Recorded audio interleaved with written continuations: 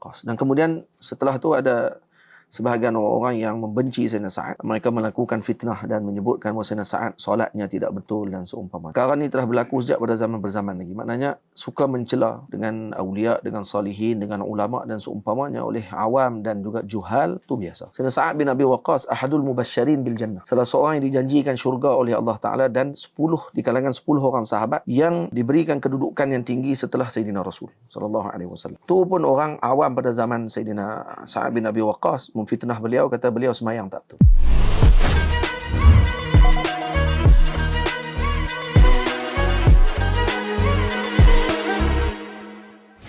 Al-Fatihah.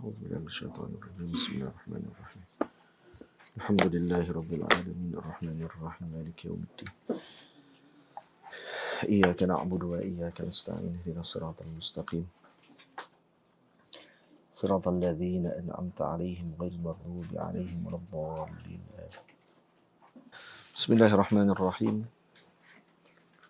الحمد لله رب العالمين والصلاة والسلام على أشرف المرسلين سيدنا ونبينا محمد بن عبد الله رسول الأمين وعلى آله وأصحابه ومن تبعهم بإحسان إلى يوم الدين أما بعد. وبسندنا المتصل إلى سيدنا الإمام النووي رضي الله تعالى عنه في كتابه مسمى برياض الصالحين قال فقلت يا رسول الله. Sambungan pada hadis yang ke-6. قال فقلت يا رسول الله أخلف بعد أصحابي. Kemudian qultu ya Rasulullah. Qultu man, yaitu Sayyidina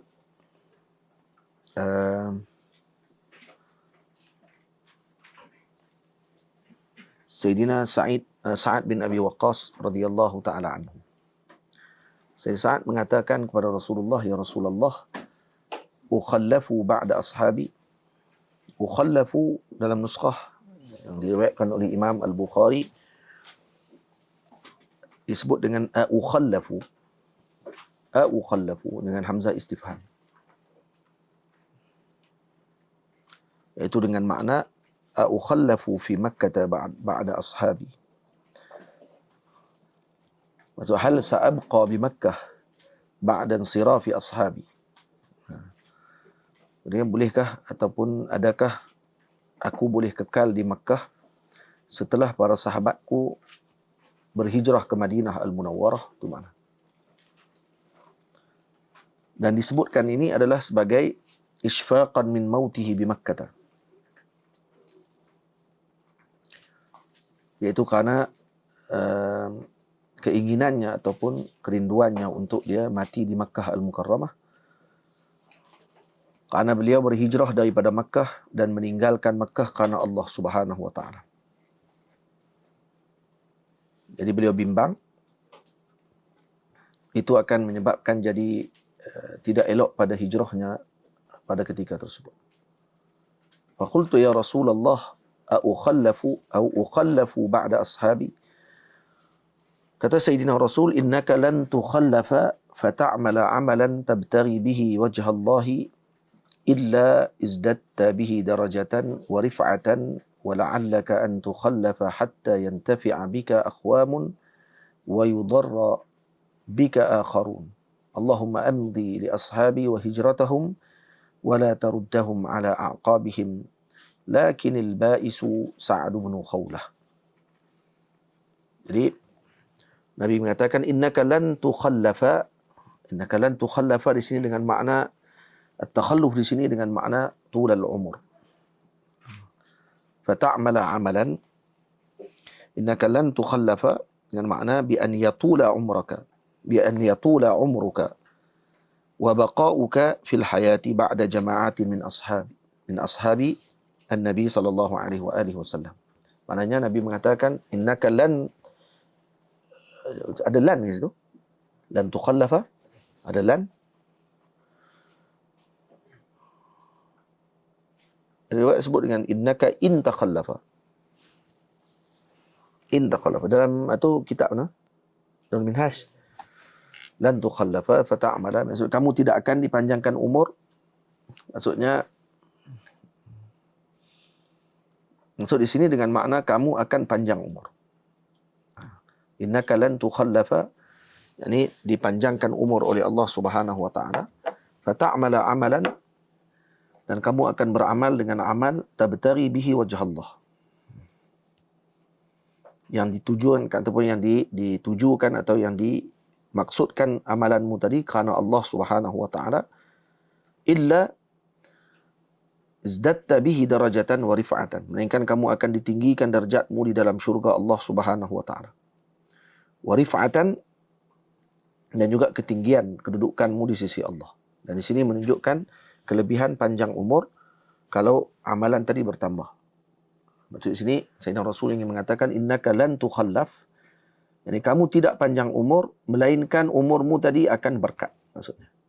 Jadi maknanya ni umur kamu panjang dan umur kamu barakah. Itu maksudnya. Innaka lan tukhallafa fata'mala amalan tabtaghi bihi wajh Allah illa.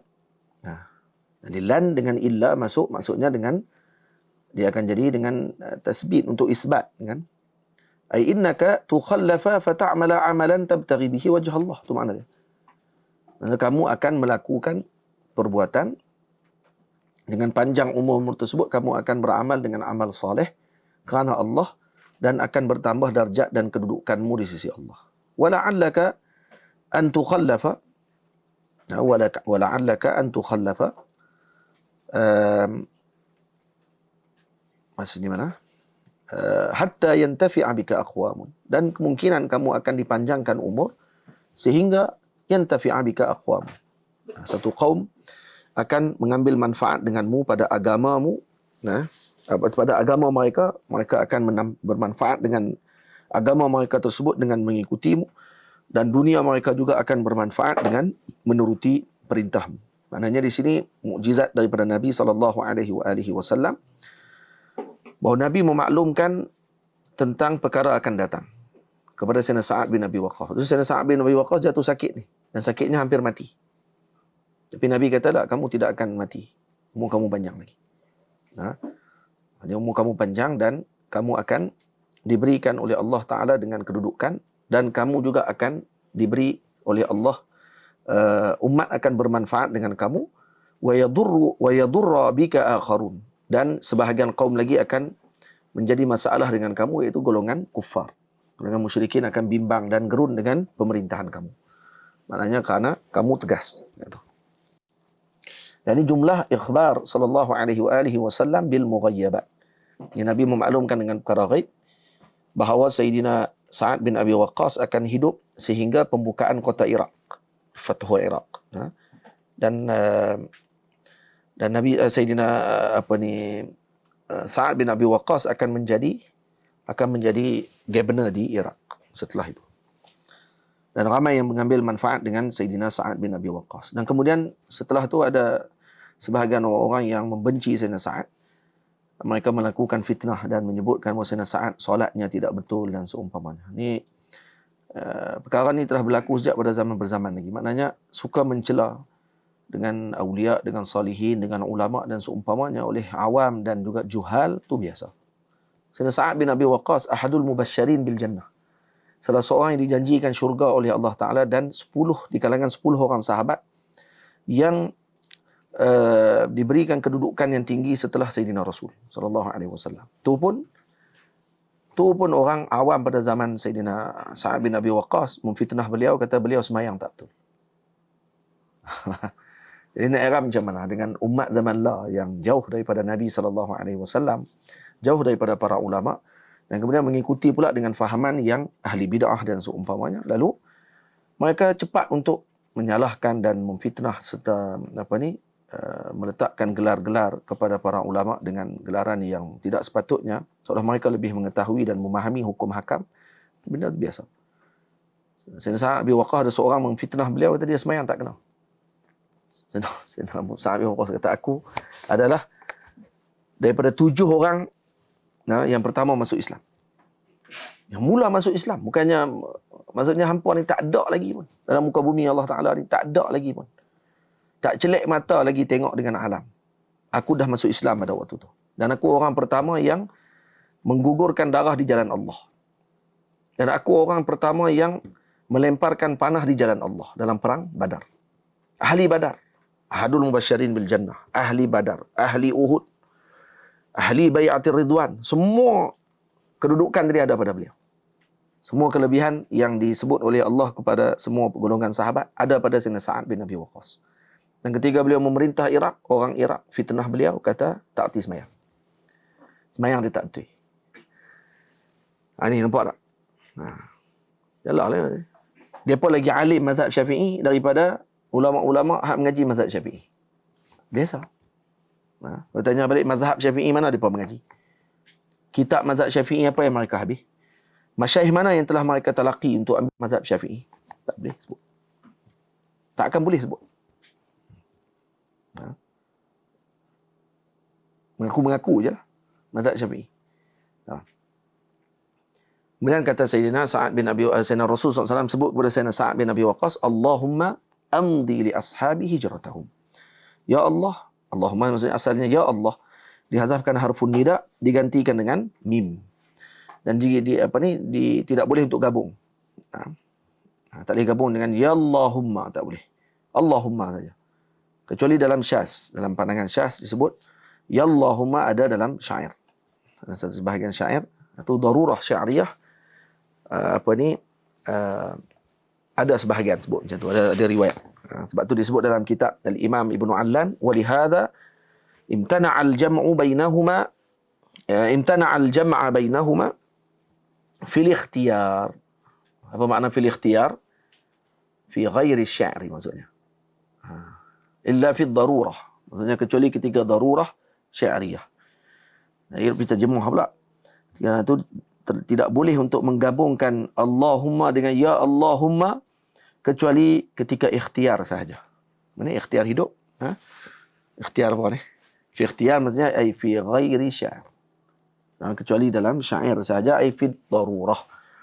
Ketika darurah syariah baru boleh untuk digabungkan. Dan sebahagian mengatakan bahawa Allahumma itu adalah Ismullahil A'zam. Maka kita berdoa dengan Allahumma. Allahumma di depan tu salah satu daripada Ismullahi Al-A'zam. Baik. Amdi. Amdi ay atmim. Ini dipanggil fi'lu apa? Fi'lu apa, Muaz? Fi'l apa ni? Fi'l apa, Amirul? Fi'l apa? Fi'lu du'a. Dia panggil fi'l al-amr. Fi'lu du'a. Ta'adduban ma Allah, fi'lu du'a. Dia tak panggil fi'l amr. Al-amru min al-a'la lil-adna. Ad-du'a min al-adna lil-a'la. Al-iltimas min at-tasawi. Tamam? Min at-tasawi. Di antara yang sama kedudukan dipanggil iltimas. Daripada rendah ke tinggi minta dipanggil doa. Daripada tinggi ke bawah dipanggil arah. Amr. Amrun ma'asti'la wa aksuhu du'a. Wa fit tasawi faltimasun waqa'a. Amdi ay atmim. Ya Allah, sempurnakanlah li ashabi hijratahum. Sempurnakan kepada para sahabatku hijrah mereka. Wala taruddahum ala a'qabihim. Dan janganlah dikembalikan mereka ke belakang mereka semula. Ala a'qabihim dengan makna apa? Ala a'qabihim di sini sama ada dengan makna mereka tidak dikembalikan semula ke Makkah. Satu. Atau dengan makna wala taruddahum ala a'qabihim dengan makna mereka Allahumma salli ala Sayyidina Muhammad.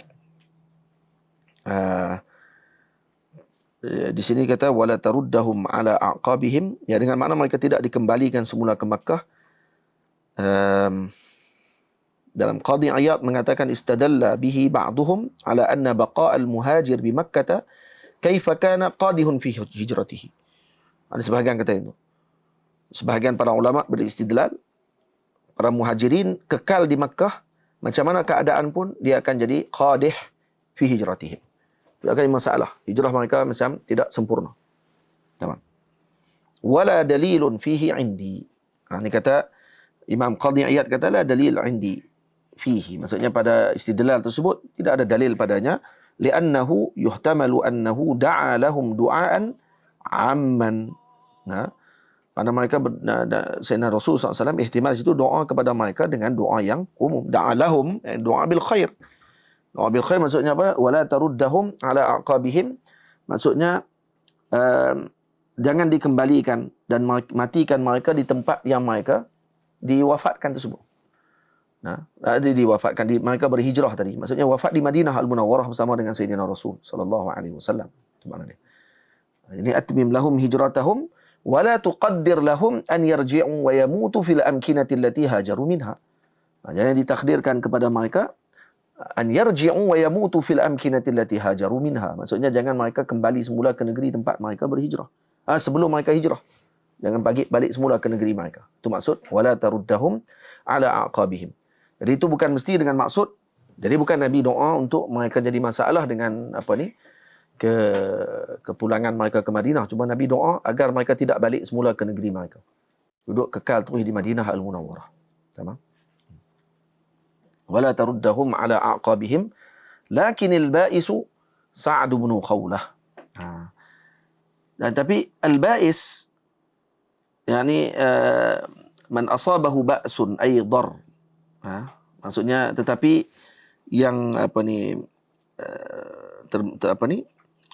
terkena dengan kefakiran dan juga kekurangan. Maksudnya lakin al-ba'isu Sa'd bin Khawlah. Rugilah maksudnya. Kerugian Sayyidina Sa'd bin Khawlah. Baik, kenapa? Di khilaf para ulama tentang Sayyidina Sa'd bin Khawlah, dikatakan beliau tidak berhijrah ke Makkah sehingga beliau wafat. Al-Imam Al-Bukhari radhiyallahu anhu meriwayatkan bahawa beliau berhijrah ke Makkah Al-Mukarramah dan kemudian mengikuti peperangan Badar. Maksudnya beliau salah seorang ahli Badar, Sayyidina Sa'd bin Khawlah. Kemudian beliau kembali ke Makkah dan wafat di Makkah. Nah, kata Sayyidina Ibnu Hisham radhiyallahu anhu, innahu hajara ila al-Habsyah al-hijrata tsaniyata. Beliau berhijrah ke Habsyah pada hijrah kedua, wa syahida Badran wa ghairaha. Dan beliau mengikuti perang Badar dan selainnya, wa tuwfiya bi Makkah fi hajjatil wada' sanata 10. Pada tahun ke-10 beliau wafat di Makkah Al-Mukarramah. Itu yang orang panggil apa? Alladhi athara al-bu's ataupun syiddatul faqri wal qillah. Sa'd bin Khawlah radhiyallahu taala anhu, yang mana beliau merupakan suami kepada Subai'ah Al-Aslamiyah. Dia kata yarsi lahu Rasulullah sallallahu alaihi wasallam an mata bi Makkah, muttafaqun alaih. Yarsi dengan makna, ini kalam rawi, ini kalam rawi bukan kalam Nabi sallallahu alaihi wasallam, kalam daripada rawi. Yani Nabi yatarahham lahu. Dan Nabi rasa sedih kerana beliau tidak wafat di negeri beliau hijrah. Beliau kembali semula ke Makkah Al-Mukarramah. Sebagainya itu. Tamam? Maksud yarsi lahu dengan makna yatarahham lahu Rasulullah sallallahu alaihi wasallam. Nabi kata cuma sayangnya, kasihan, sedih. Dan saat wafat di Makkah Al-Mukarramah, tidak kembali ke Madinah Al-Munawwarah. Maka kalau tidak pasti ini sama ada beliau, kalau kata ini kalau beliau wafat pada tahun ke-10 Hijriyah pada Hajjatil Wada'. Dan ini disebut oleh Nabi sebelum tu lagi. Bermakna Nabi dah maklum dah Sa'd bin Khawlah akan wafat di Makkah. Lakin al-ba'isu Sa'd bin Khawlah. Maksudnya Nabi sebut awal lagi. Nah, Nabi dah sebut awal lagi tentang tempat kematian Sayyidina Sa'd bin Khawlah radhiyallahu taala anhu. Ini yang menyebabkan Nabi rasa sedih itu kerana apa? Dan Nabi bukan sedih saja, maksudnya Nabi berdoa juga dengan rahmat Allah Taala kepada Sayyidina Sa'd bin Khawlah. Tapi kalau beliau wafat dengan pandangan ketiga yang sebut kata beliau wafat tadi disebabkan kerana Hajjatul Wada' dan tak sempat kembali ke Mekah, ke Madinah, beliau wafat di sana. Jadi itu bersama dengan Nabi SAW dalam Hajjatul Wada'. Jadi Nabi dah maklum dulu lagi. Ini dalil kata Nabi mengetahui di mana tempat orang tu mati, bila orang tu akan mati. Nabi mengetahui dengan apa yang dimaklumkan oleh Allah sallallahu alaihi wasallam dan dimaklumkan oleh Allah Azza wa Jalla. Boleh. Ini tak ada masalah apa.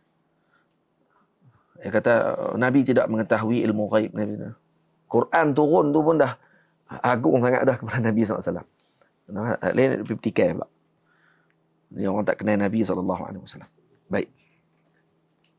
Jadi ala kulli hal maksudnya Sayyidina Sa'ad bin Khawlah bukan wafat dengan ikhtiar beliau. Kita bukan boleh pilih tempat kita nak mati. Cuma boleh minta kepada Allah untuk kita mati di mana. Minta. Dan 2 tempat saja kita disunatkan minta. Tempat lain makruh, iaitu Makkah dengan Madinah Al-Munawwarah. Lain pada itu tidak dituntut untuk kita minta. Boleh minta kepada Allah untuk mati di Makkah dengan Madinah. Lain pada itu tidak dituntut untuk kita minta. Faham? Dan di dalam hadis ni disebutkan zikrul marad li gharadin sahihin min mudawatin au du'a'i rajulin salihin au wasiyatin au nahwi dhalik. Ini tadi kita baca dah pada hadis yang 6 ni, hadis ni panjang, tentang Sayyidina Sa'ad bin Abi Waqqas memaklum kepada Nabi SAW bahawa ya Rasulullah, inni qad balagha bi minal waja'i ma tara. Saya sakit yang kamu telah melihat bagaimana sakitnya saya sekarang. Maksudnya beliau memaklumkan tentang kesakitan beliau. Jadi boleh tak kita maklumkan sakit kita kepada seseorang? Boleh dengan gharad sahih. Sama ada untuk mudawah, untuk kita berubat. Jumpa doktor, kita pun beritahu saya sakit begini-begini. Boleh. Ataupun untuk kita dapatkan doa daripada orang yang soleh. Ataupun untuk wasiat dan seumpamanya. Saya sakit sekarang ni, jadi saya nak wasiat. Boleh sebut sakit dia. Jadi ini tidak menafikan dengan tawakal. Tak menafikan dengan redha. Tapi makruh maka ala sabili tasaqqut. Kalau dengan jalan untuk kita rasa marah dengan takdir Allah Ta'ala dan seumpamanya, itu tak boleh. Saya sakit ni, kenapa lah sakit?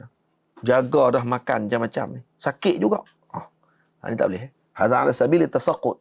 Itu makruh hukum dia. Tamam? Dan tu akan menjadi masalah pada ajri maradih. Sakit dia tak dapat pahala. Sakit dapat pahala. Orang sakit dapat pahala. Tapi kalau sakit tadi kemudian dia marah pula dengan sakit dia tadi, maka tak dapat pahala. Rugi. Setiap sakit tu akan dapat pahala. Setiap hari akan dapat pahala. Malah ada di kalangan sahabat yang malaikat lawat tu dengan sakit dia. Kerana sabar. Malaikat lawat dan bagi salam lagi. Bukan melawat saja. Mai bagi salam pula. Setiap hari dengar. Sayyidina apa dia? Imran bin Husain. Sayyidina Imran bin Husain setiap malam setiap hari akan mendengar salam malaikat. Dan dia tak tahu siapa bagi salam. Tapi dengar suara bagi salam kat dia. Dia duduk dalam bilik, dengar bagi salam. Duduk kat ruang tamu rumah, bagi salam. Dia nak bagi salam. Kalau kita duduk dalam rumah seorang-seorang nak bagi salam macam tu, Assalamualaikum kita apa kan? Lari keluar. Ni sahabat Nabi. Bagi salam ni pun, lagi tanya kepada Nabi. Tanya kepada Nabi selepas dia berubat. Lepas dia berubat, lega. Kemudian dia tanya kepada Sayyidina Rasul SAW, kenapa tak ada lagi orang bagi salam tu? Dulu ada orang bagi salam. Ini tak ada lah. Nabi kata yang datang dulu ni malaikat melawat kerana mereka kagum dengan kesabaran kamu. Dia kena penyakit buasir. Buasir yang teruk. Dan dia bersabar dengan sakit tadi. Dan berubat tak dapat dah lah. Habislah pahala tu. Lepas tu, kena balik sakit buasir. Tak berubat dah lepas tu. Kenapa? Kerana ingin mendapatkan fadilat salam malaikat tadi. Itu karamah Sayyidina Imran ibn Husain. Mereka tak nampak. Itu kata sebahagian masyayikh, malaikat ni kalau mai, dia ada 2 keadaan kepada orang biasa. Bukan para Nabi lah. Sama ada dia mai dengan keadaan nampak rupa tapi tidak dengar suara. Ataupun dengar suara tak nampak rupa. Kemai dengan 2 keadaan tadi. Tapi kalau dia mai dengan muka, dengan suara sekali keluar, yang tu hal nadir. Jarang sangat berlaku kepada orang biasa. Malaikat mai, rupa pun nampak, suara pun dengar. Ni jarang-jarang berlaku. Hak ni hanya berlaku kepada para anbiya alaihimussalatu wassalam dan kibar awliya saja yang akan dapat anugerah macam tu. Tamam. Dan kemudian yang kedua, sedekah dan ataupun hibah ketika sakit hampir mati adalah wasiyah. Dia adalah wasiyah laisa fiha haqqun lil waris. Tamam, dia tidak ada hak. Sedekah dan hibah tu tidak ada hak lagi bagi waris untuk dia bagi. Tamam. Tapi tidak boleh melebih daripada 1/3. Tamam, melainkan dengan kebenaran daripada waris. Dia boleh bagi dan tu tidak ada hak lagi bagi waris untuk dihibah. Contohnya sebelum dia mati ataupun dia sakit hampir mati, dia hibah ataupun dia hadiah ataupun dia sedekah. Hak waris tak ada dah waktu tu. Waris tak boleh nak minta tuntut balik dah. Kerana dia dah bagi dah. Cuma tidak boleh lebih daripada 1/3. Melainkan dengan izin waris. Kalau waris izin baru boleh. Karena masih ada hak waris lagi dalam tu. Kemudian kalau dia tidak idza lam yatruk warisan min nasabin, kalau dia tak ada waris, nasab tak ada, nikah pun tak ada, maksudnya isteri pun tak ada, hak yang anak-anak pun tak ada, maka kata Imam Ibnu Mas'ud dan Sayyidina Abu Musa Al-Asy'ari radhiyallahu taala anhuma, jaza lahu an yusa bimalihi kullihi, dia boleh untuk wasiat dengan hartanya seluruhnya. Itu boleh kalau dia tak ada apa lah, dia boleh wasiat. Dan kemudian faedah seterusnya daripada hadis ni ialah melawat orang sakit itu adalah daripada hak al-Islam, hukukul Islam. Jadi kita lepas ni kena ambil berat kalau orang sakit sebenarnya. Zaman ada beberapa kedukacitaan kita ketika ada teman-teman kita sakit, kita tak rawat. Dan tengok-tengok mati selepas tu. Ada ramai anak murid dan juga orang biasa, kawan-kawan baik pun kadang-kadang dia anggap biasa kalau orang tu sakit. Hatta kawan tu demam. Dengar dia demam, lawat dia. Kerana kita tak tahu dia akan hidup sampai bila. Boleh jadi demam tu nampak ringkas, mati. Apa ni, teman-teman kita ramai yang macam tu. Bila kita pergi, dengar kita berita, hantar mesej. Doa saya ni, saya masuk dalam IJN ke, saya masuk IKN ke, Institut Kanser Negara. Macam baru ni Dr. Wan Suhaimi. Kan? Tu baik dengan kita. Bila dia maklum tu, dia ada dalam grup sekali dengan kami. Kan? Orang maklum kata dia masuk dalam IKN. Tapi kita tak apa kot. Kerana tak biasa. Patutnya kalau ada masa, ada waktu, pergi lawat. Kerana kita tak tahu orang tadi akan kita jumpa sampai bila. Lepas tu, dia tengok, tak ada dah. Dan dia akan main menyesal nanti. Tambah lagi ahli keluarga kita, adik-beradik kita, guru kita, orang yang kita kasih dan seumpamanya. Itu iyadatul marid min huquqil Islam. Walau kana al-aidu imaman wal maridu min ra'iyatihi. Walaupun yang melawat tadi imam dan yang dilawat tu rakyat dia, tetap disunatkan. Dia bukan kamu kedudukan tinggi, kamu tak payah lawat lah. Dialah kena lawat kamu. Tak. Hatta dia tinggi pun, Rasulullah melawat Sayyidina Sa'ad bin Abi Waqqas. Dia lebih tinggi pada Nabi SAW. Nabi pergi lawat orang. Nabi pergi lawat sahabat Nabi yang sakit dan seumpama. Itu kena. Dan kemudian yang seterusnya, faedah daripada hadis ni, annal jam'al mal min wajhin halal mubah. Mengumpulkan harta dengan jalan yang halal, hukumnya adalah harus. Ni Sayyidina Sa'ad ada harta, dia sebut. Saya ada harta banyak ni. Dia sebut. Maksudnya dia ada simpan harta. Dia simpan harta juga. Ya, boleh, tidak ada masalah, tak ada masalah. Kalau dengan jalan halal. Tamam. Wala yu'addu dzalika 'aiban idza kana sahibuhu yuaddi haqqahu fihi. Dan ini tidak dikira aib. Kalau tuan pemilik harta tersebut menggunakan dan menjalankan harta tadi ataupun menggunakan harta tadi di jalan yang dibenarkan. Keluar zakat dan seumpamanya. Bagi sedekah. Wa anna man taraka syai'an lillahi la yanbaghi lahu ar-ruju'u fihi. Dan mana-mana yang ditinggalkan kerana Allah tidak sepatutnya dia patah balik ambil semula. Kalau dia waqaf, kalau dia sedekah dan seumpamanya.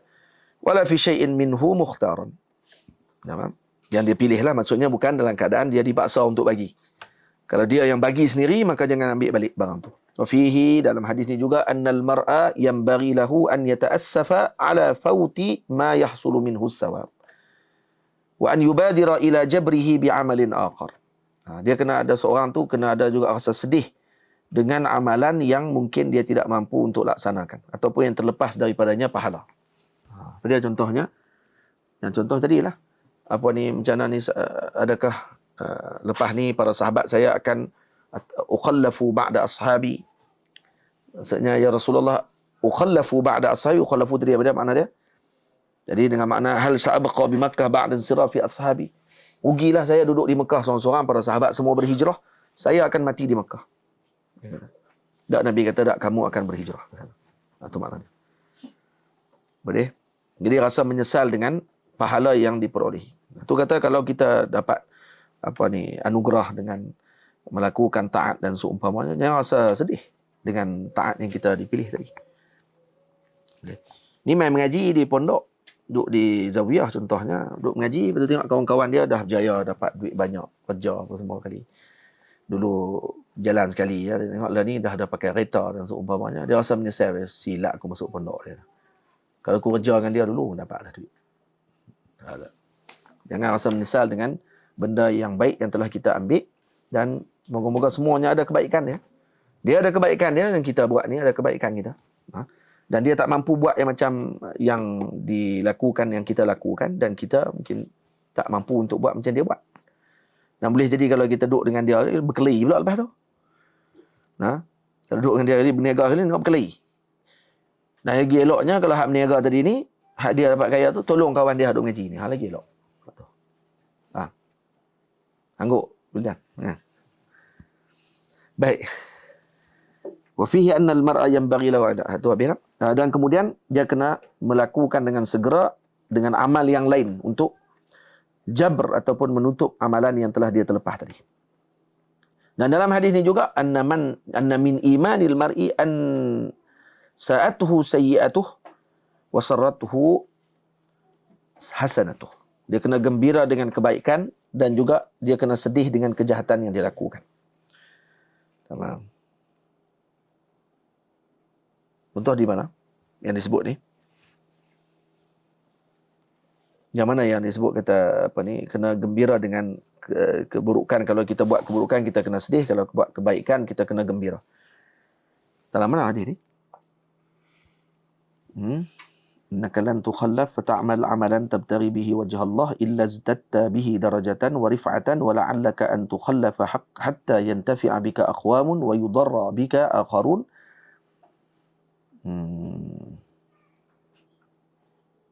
Nampak tak mana? Itu tak apa. Sorry. Dan dalam ni juga tasliyatun man fatahu amrun minal umur bi tahsili ma huwa a'la minhu lima asyara sallallahu alaihi wasallam bi sa'di min amalihi salih ba'da dhalik. Ini kena bagi juga tasliyah ataupun memujuk orang tadi, sunnah memujuk seseorang dengan perkara yang dia akan dapatkan lebih setelah itu. Orang tu main sedih, dia kata, habislah saya lepas ni tak dapatlah kelebihan macam orang lain dapat. Tak. Nabi kata, innaka lan tukhallaf fa ta'mala 'amalan tabtaghi bihi wajha Allah illa izdatta bihi darajatan wa rif'atan indallah. Yani kamu akan dapat kedudukan di sisi Allah Taala nanti. Itu sebagai pujuk. Kalau kita rasa orang tadi rasa menyesal dengan apa ni? Dengan akhirat yang terlepas. Sahabat Nabi tidak ada menyesal dengan dunia yang terlepas. Sahabat menyesal dengan akhirat yang mereka terlepas. Tengok dia, mereka tinggalkan kekayaan yang ada di Mekah untuk pergi ke Madinah selai sepinggang.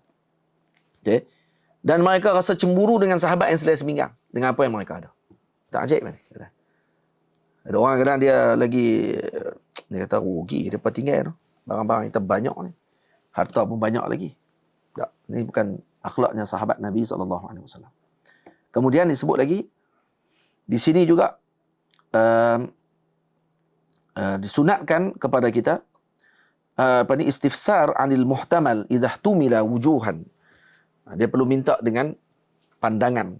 Kalau ada banyak orang panggil cabang pandangan dengan masalah tu, maka dia perlu minta istifsar ataupun penjelasan yang lebih lanjut. Jadi contohnya ditanya tadi, ya Rasulullah, ukhallafu ba'da ashabi. Jadi minta penjelasan daripada Nabi. Adakah nanti aku akan tertinggal? Para sahabat semua hijrah. Jadi rugilah saya. Maka dia minta penjelasan daripada Nabi. Maka Nabi SAW menjelaskan dengan panjang lebar. Dan masukkan lagi dengan ucapan Nabi tentang berita ghaib yang dimaklumkan tentang panjang umur beliau. Tentang beliau akan jadi pemerintah nanti. Tentang beliau akan begini-begini dan seumpamanya. Ini umpamanya apa? Hikmah daripada istifsar tadi. Dan di sini juga an-nazar fi masalihil warasah, maksudnya melihat kepada masalah dan keperluan keluarga kita setelah kita wafat juga penting. Sebenarnya Sayyidina Sa'ad bin Abi Waqqas berfikir tentang perkara tersebut. Tu anak-anaknya, walaupun anak dia seorang dia. Dia kata anak seorang saja, dia tak fikirkan tentang kedudukan tadi. Begitu juga wasiat dan seumpamanya. Dan di sini juga man taraka malan qalila fal mukhtar lahu tarkul wasiyah wa ibqa'ul mal lil warasah. Jadi kalau kata orang ni dia ada harta sikit saja, maka hendaklah dia tidak berwasiat dan tinggalkan harta tadi kepada anak-anak isteri dia. Dia tak perlu dia wasiat 1/3 ni dia bagi kepada sekian, 1/3 lagi di sini, 1/3 untuk keluarga. Duit ada 3,000. 1,000 lah kat keluarga. Nah, 1,000 lagi kat orang lain, 1,000 lagi kat sini. Duit ada 3,000 je. 3,000 lah Datuk bagi kat keluarga je lah. Kalau ada 30,000 nak banding dengan kehidupan setelah tu. Tambah kalau bini tak kerja. Kalau ada anak-anak dan ramai dan seumpamanya. 30,000 tu masih sikit lagi sebenarnya untuk ditinggalkan kepada keluarga tersebut. Mana dia boleh duduk berapa lama je. Dan 30,000 tadi.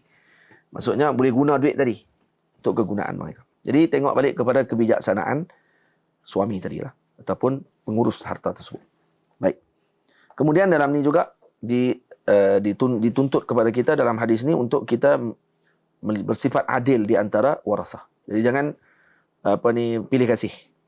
Anak ni lebih, anak ni kurang dan seumpamanya. Jadi kerana itu akan menyebabkan permusuhan. Dan di sini juga menunjukkan bahawa sepertiga itu adalah haddul kathrah. Itu antara had yang paling banyak lah untuk kita bagi dan keluar. Kalau kata lebih rendah daripada itu dan kegunaan keluarga lebih baik, maka meninggalkan keluarga dengan tidak meminta-minta lebih baik daripada meninggalkan mereka meminta-minta. Al-Imam Nawawi rahimahullah dalam hadis ini menyebutkan bahawa hadis ini menjelaskan kepada kita hassun ala silatul arham, menyambung silaturrahim. Dan kita dah baca sebelum ni silaturrahim maksudnya dengan apa? Dengan qarabah. Silaturrahim dengan qarabah. Silaturrahim bukan dengan orang luar. Silaturrahim dengan qarabah tu sendiri, kerabat kita, adik-beradik kita. Siapa adik-beradik tadi? Abang kita, adik kita, mak saudara kita, pak saudara kita. Maksudnya ada yang ada kaitan rahim dengan kita. Maksudnya sama ada rahimnya dengan rahim datuk kita, nenek kita, dan juga rahim ibu kita dan juga ayah kita. Faham? Dan juga anak-anak kita dengan rahim isteri kita contohnya. Maksudnya ada kaitan kekeluargaan tadi pada sudut tersebut. Jadi maknanya kalau jiran tetangga tak panggil silaturahim tu. Silaturahim kan itu bukan hubungan rahim. Tapi kalau kata contoh keluarga keturunan dia dalam seumah ada silaturahim juga tu. Maksudnya dalam satu lagi keturunan. Dia ada satu keturunan dia sambung keturunan dia dan seumpama. Dan juga ihsan ilal aqarib, bersifat ihsan kepada kaum kerabat, dan syafaqah kepada ahli warasah, kasih sayang kepada mereka, bersifat kesian. Dan juga disunatkan infak pada wajah ataupun pada jalan kebaikan. Innamal a'malu binniyat. Itu hadis jadi panjang, jadi faedahnya pun panjang juga. Kita sambung sikit je lagi pada hadis yang ke-7. Wa an Abi Hurairah radhiyallahu taala anhu. Wa an Abi Hurairah, ataupun boleh baca wa an Abi Hurairatin Abdurrahman ibn Saqr radhiyallahu taala anhu qala qala Rasulullah sallallahu alaihi wasallam inna Allah taala la yanzuru ila ajsamikum wala ila suwarikum walakin yanzuru ila qulubikum. Rawahu Muslim. Daripada Sayyidina Abi Hurairah. Sayyidina Abi Hurairah dibaca dengan jar bil kasrah wal asl. Asalnya dibaca dengan Abi Hurairatin. Macam itu. Dan sebahagian ulama membenarkan bacaan demikian. Tapi sya'i' yang terkenal di kalangan para muhaddisin dan para ulama, mereka membaca dengan Abi Hurairah, Aba Hurairah, dibaca dengan mamnu' min as-sarf. Sebahagian mengi'rabkannya dengan i'rab mudhafu ilaih. Abi Hurairatin. Al-Qur'an yang masyhurnya Abi Hurairah macam itu. Baik. Dan beliau berlaku khilaf di kalangan ulama sehingga nama ni lebih terkenal kunyahnya daripada nama dia yang betul. Dan berlaku khilaf, sebagian kata 40 nama, sebagian kata 35 nama. 35 qaul. Pandangan tentang nama beliau saja.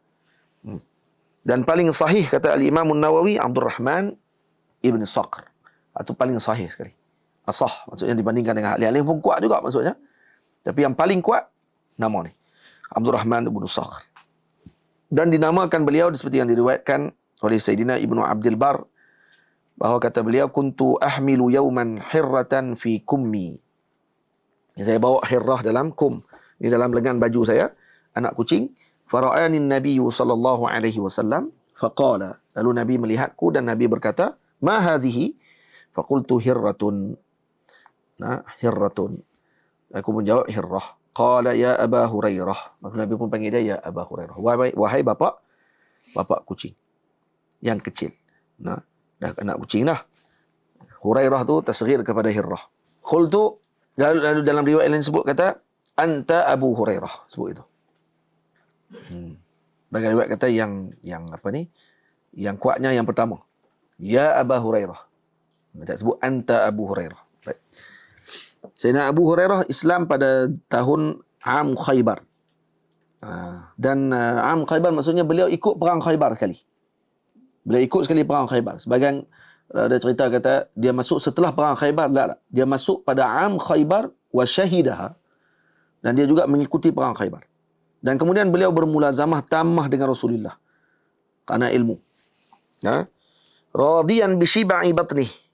Dan dia lebih redha dengan lapak daripada meninggalkan majlis ilmu. Dia tak pergi kerja. Dia mengaji. Faham? Radiyan bi shiba'i batnih. Boleh. Redha dengan lapak perut untuk pergi mengaji. Dan dia akan pergi bersama dengan Nabi di mana saja Nabi pergi. Khaybar tahun ke-8 Hijriah. Maknanya dia sempat, baginda Sayyidina Abi Hurairah sempat dengan Sayyidina Rasul 3 tahun. Sebelum Nabi wafat. 2 tahun lebih je. Tapi 2 tahun lebih tadi, menjadikan beliau ahfaz. Kerana ahfaza as-sahabah. Paling hafal kerana apa? Kerana mengambil masa duduk betul dengan Nabi SAW. Tamam? Dan Nabi SAW melihat sendiri keinginan dan juga kesungguhan beliau dalam menuntut ilmu dan menuntut hadis Nabi SAW. Dan Al-Imam Al-Bukhari radhiyallahu ta'ala anhu mengatakan bahawa beliau meriwayatkan daripada Nabi hampir lebih daripada 800 hadis Nabi SAW.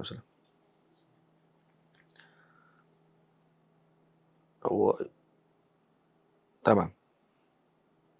Tapi ada sebagian kata tak lebih daripada tu. Dia ada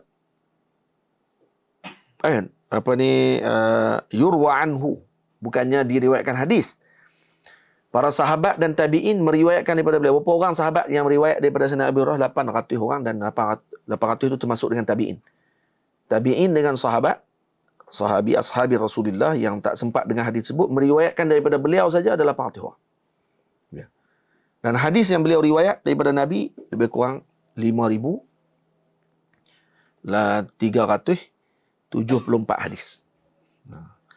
Yang ittifaq Bukhari dan Muslim 300 hadis.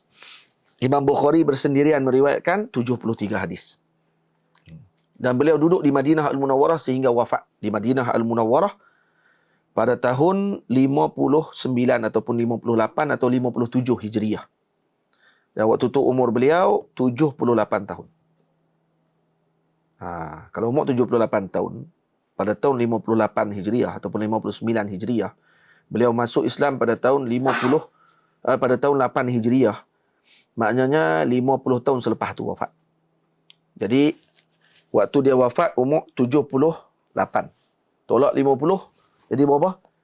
Beliau masuk Islam tahun bila? Umur lebih kurang dalam 28. Umur beliau. Umur 28 ataupun 27 beliau masuk Islam. Dan kemudian beliau bersama dengan Nabi SAW selama 2 tahun lebih. Jadi umur sampai 30-an. Dan kemudian beliau wafat umur 70 lebih. Dan dalam 2 tahun setengah lebih kurang macam tu, beliau mendapatkan keilmuan yang luar biasa. Ya, duduk dengan Nabi. Duduk dengan Nabi terus, dengan Rasulullah. Rasulullah doa dia jadi dah. Selesai. Lepas tu orang jangan guna ni pula. Jadi maksudnya 2 tahun jadi ya. Ngaji apa lama-lama? 2 tahun jadi. 2 tahun setengah. Jadi. Kemah dia. Baik.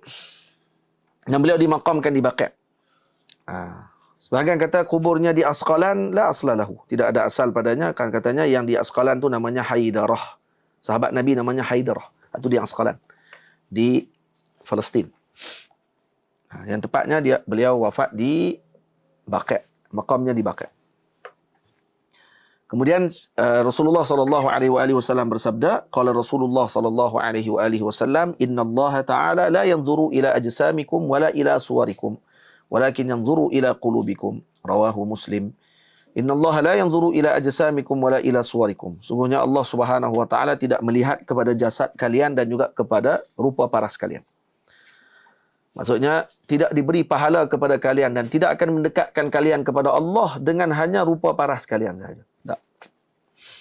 Betul, dalam Quran Allah Ta'ala firman dalam surah Sabah ayat 37, wa ma amwalukum wala auladukum billati tuqarribukum indana zulfa illa man amana wa amila salihah.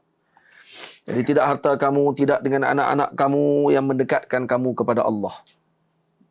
Walau hampir macam mana, tidak akan dekatkan kamu kepada Allah illa man amana wa amila salihan, kecuali yang beramal soleh dan beriman kepada Allah. Tamam? Jadi makna nazar, innallaha la yanzuru tadi dengan makna innallaha la yusibu. Allah Ta'ala tidak memberi pahala kepada kamu dan tidak akan memberikan anugerah kepada kamu dengan sebab anggota tubuhmu dan juga kerana rupa paras kamu. Tidak.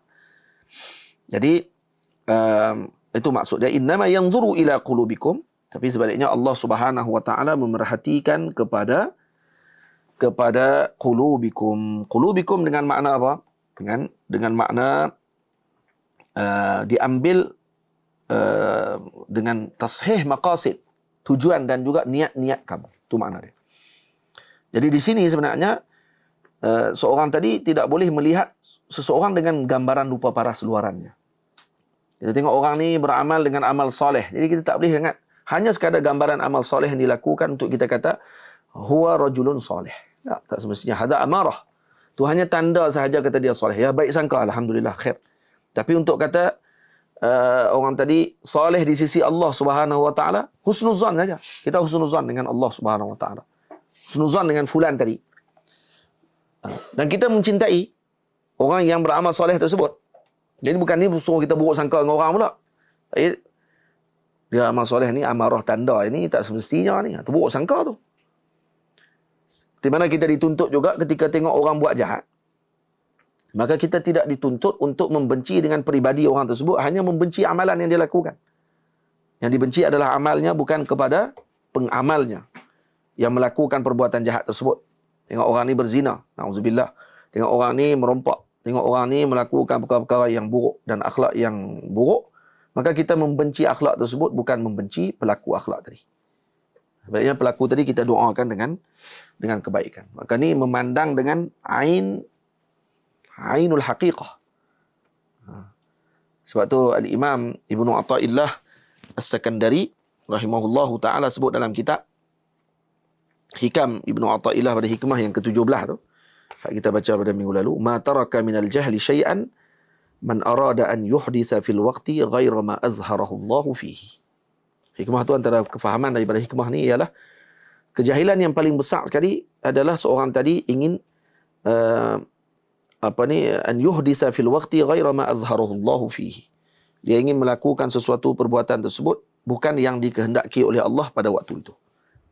Dia nak benda tadi berlaku dengan apa yang dia inginkan. Contohnya, bukan dengan apa yang Allah Ta'ala inginkan. Jadi dia tidak redha pada waktu tersebut. Qum haitsu aqamakallahu fik. Duduk dengan apa yang telah Allah Ta'ala tetapkan kepada kamu. Dengan makna bukan hanya pada diri kita saja, kepada siapa pun. Kalau orang tu kita tengok Allah Ta'ala telah tetapkan dia dalam kedudukan tersebut. Contohnya jadi ahli maksiat. Baik, kita kata apa? Kita kata tu takdir Allah kepada orang tersebut. Ya, kita tak suka dengan maksiat yang dia lakukan, tapi dalam masa yang sama kita tegur, kerana tu dengan ainul syariah. Wajib kita tegur dengan kesalahan yang dilakukan, tapi dengan ainul haqiqah, dalam masa yang sama kita letak dalam hati redha dengan apa yang telah ditetapkan oleh Allah kepada fulan tadi. Apa? Kita akan lebih-lebih. Kerana semua ditetapkan oleh Allah. Nah, faham? Yanzuru ila ajsamikum wala ila suwarikum walakin yanzuru ila qulubikum. Tetapi Allah melihat kepada hati kamu. Jadi dengan makna la yusibukum wa yujazikum ala zahiri suwarikum. Ini Allah tidak memberikan pahala dan tidak akan memberikan kedudukan dan kebaikan kepada kamu dengan zahir surah kamu, gambaran kamu. Putih ke, gelap hitam ke, tinggi ke, pendek ke. Kan kira tu. Ya, dia lagi tinggi, lagi segak, lagi banyak pahala dia. Tak faham? Tapi Allah Ta'ala bagi dengan apa? Abu Jahal, orang yang segak. Wangi. Segak. Jambang rapi. Antara Quraisy yang gagah. Tapi banding dengan sebahagian sahabat Nabi SAW, putih lagi, kemerah-merahan kulit Abu Jahal. Namanya Al-Hakam. Orang bijaksana, bukan orang bodoh. Tapi sebabkan kerana lawan dengan Rasulullah SAW, hilang habis semua. Innallaha la yanzuru ila suwarikum wala ila ajsadikum walakin yanzuru ila qulubikum. Allah Ta'ala tengok pada hati Sayyidina Bilal. Walaupun kulitnya hitam, tetapi Allah lebih memandang Sayyidina Bilal dibandingkan Abu Jahal. yang lebih segak daripada beliau pada sudut zahir. Itu Allah pandang Sayyidina Bilal. Nah, dan dalam hadis juga menunjuk kepada kita untuk i'tinaq dengan islahil qalb, untuk membetulkan hati kita, dan didahulukan qalb daripada amal jawarih. Karena amal qalb huwa musahhih li a'malil jawarih. Nah, atau li a'malis syar'iyyah. Hati yang akan menjelaskan ataupun amal qalbi itu yang akan membetulkan balik amal syar'iyyah dari zahir kita. Karena tidak sah amal syar'i melainkan daripada mukmin yang alim biman kallafah, yang dia tahu dengan siapa yang taklifkan dia tadi, dan mukhlis lima lahu fima ya'malu, dan dia mesti ikhlas dengan apa yang dia amalkan, baru boleh dapat amalan tadi. Sebab tu sebagian ulama kata untuk mendapatkan amalan tadi diterima ada dua syarat. Yang pertama, mesti amalan tadi muwafaqah dengan syariah. Yang kedua, mesti amalan tadi ikhlas, baru diterima. Kalau tak cukup salah satu, tak diterima. Maksudnya kalau muwafaqah dengan syariah tapi tidak ikhlas, tak diterima. Nah, tak diterima maksudnya pada tidak diterima pada amalan pahala tersebut, tidak diberikan pahala dan kedudukan. Tetapi sah, bara'atuz zimmah, selesai dia punya tanggungjawab. Sembahyang cukup syarat dia, rukun semua cukup, tapi tak ikhlas. Sah maksudnya dapat kelepasan daripada tanggungjawab pada waktu tersebut. Tapi dapat pahala, tak dapat pahala. Malah dapat dosa pula. Kerana riak contohnya. Faham? Dan tidak akan sempurna amal melainkan dengan muraqabatil mar'i Allah Azza wa Jalla. Karena dia muraqabatullah, baru akan dapat pahala yang sempurna. Yang disebut dengan hadis al-ihsan maksudnya. Al-mu'abbar anha bil ihsan dalam riwayat Sayyidina Jibril. Jadi kerana amal qalb tadi musahhih bagi amal zahir. Nah, dan amal qalb tadi ini adalah ghaib anna. Amal qalb ini benda ni musahhih. Yang mensahihkan amal zahir adalah amal qalb. Tapi amal qalb ghaib anna, tak nampak. Kita tak nampak. Maka Allah Ta'ala jadikan amal saleh tadi yang zahir ini sebagai amarah, tanda kepada adanya amal qalb tersebut. Faham? Tanda sajalah, tanda. Sebab tanda tak semestinya. Itu maksud kita sebut tanda.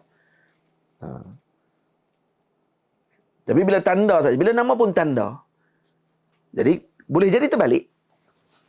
Boleh jadi terbalik. Terbalik maksudnya apa dia? Amal soleh zahir tapi dalam hati batinnya toleh. Tak ada sikit pun kerana Allah.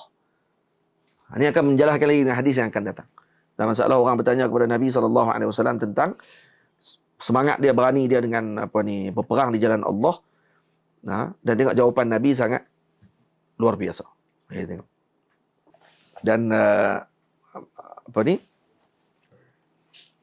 amal taleh orang yang dilihat pada zahir juga tidak boleh jadi tanda dalam hati kita, sebagai tanda aja. Tak boleh juga untuk kita pandang kata itulah hak dalam hatinya, dan orang tu macam tu. Jadi kita dituntut untuk baik sangka dengan semua orang. Betul, kadang-kadang ni membantu kita untuk apa? Untuk kita tidak buruk sangka dengan siapa sahaja.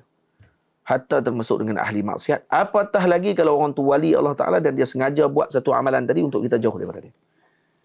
Faham? Zahir kita akan jadi marah. Macam mana Sayyidina Musa AS marah kepada Sayyidina Khadir. Waktu Sayyidina Khadir bunuh budak. Waktu Sayyidina Khadir pecahkan kapal. Waktu Sayyidina Khadir dirikan balik dinding.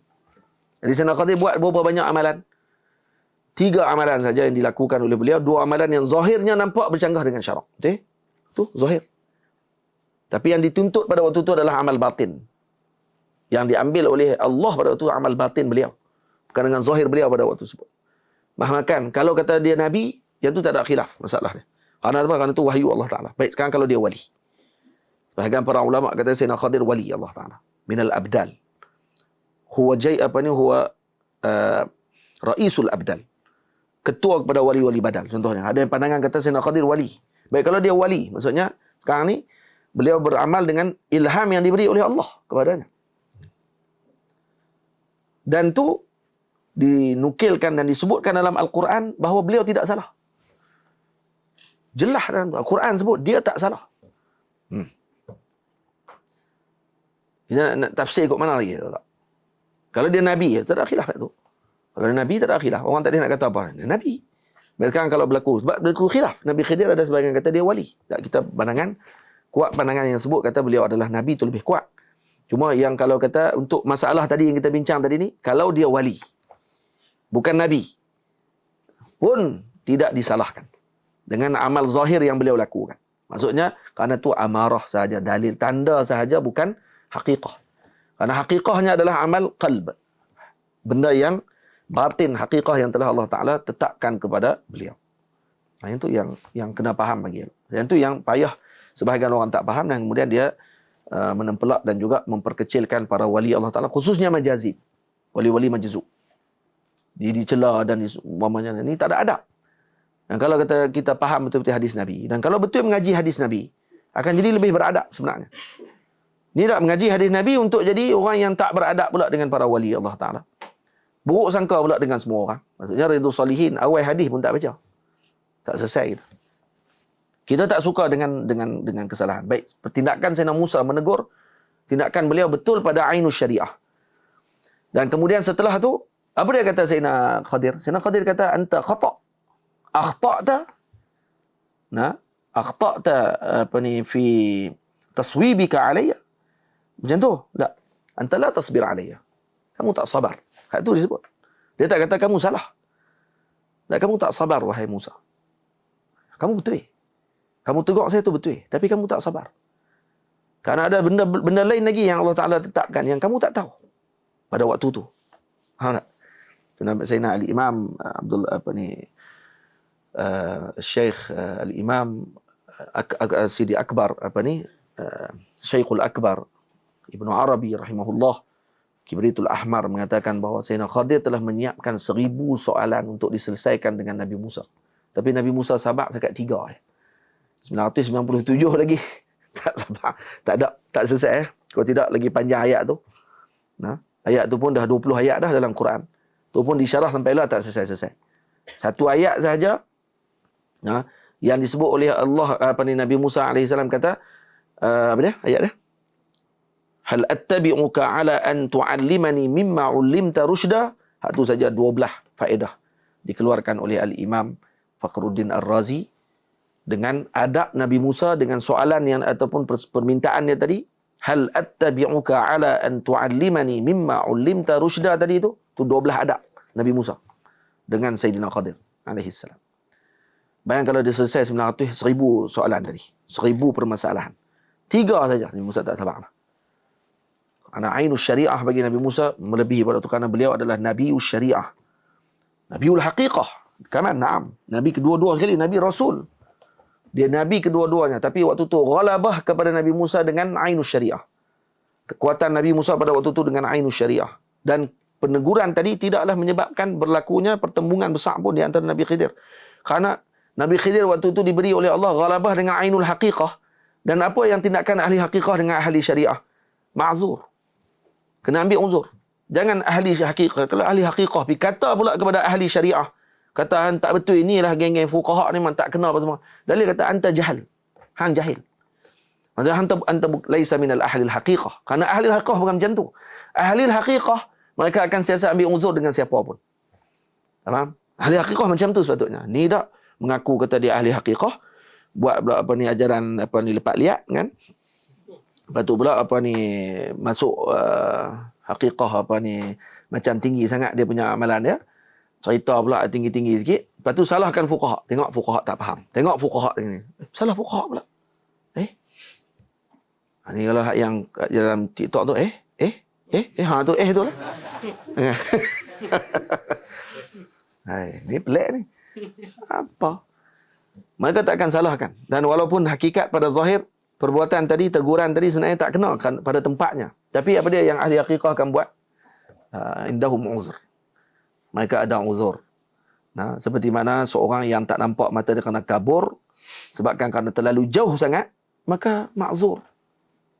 Nah, ataupun dia celik tapi dalam gelap. Tak nampak. Maka ma'zur. Nah, jadi ahli haqiqah tadi yang diberi dengan pandangan cahaya tadi, dia kena sabar. Dan apa tindakan dia?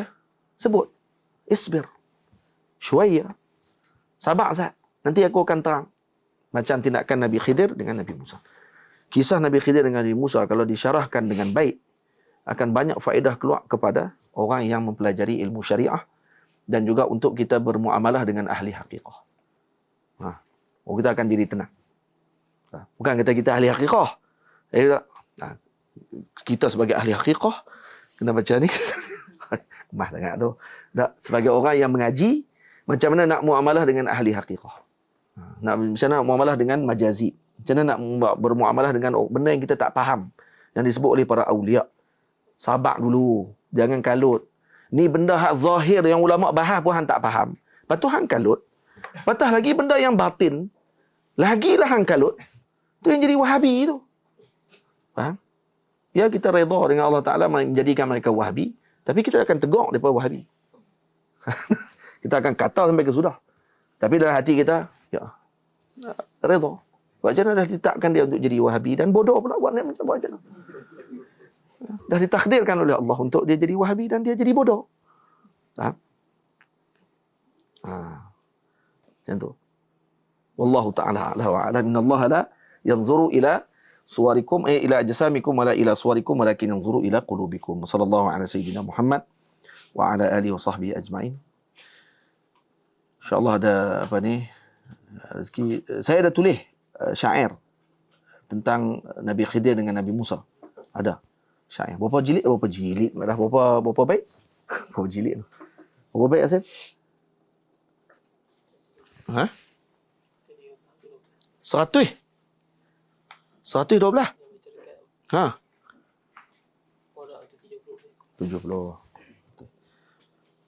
Kan 100 lebih banyak tu.